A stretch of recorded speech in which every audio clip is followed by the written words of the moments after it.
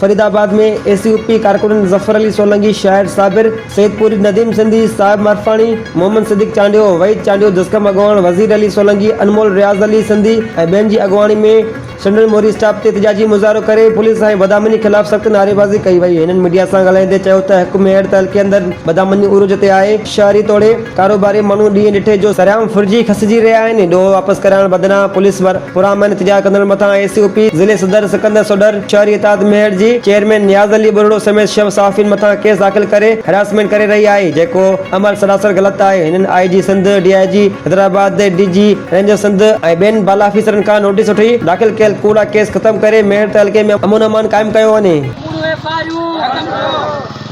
शहरी ताज चेयरमैन ते कुड़ियूं एफआईआरूं खत्म कयो।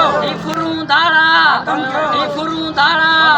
मेयर शहर खे खुशरियो, मेयर शहर खे खुशरियो, मेयर शहर खे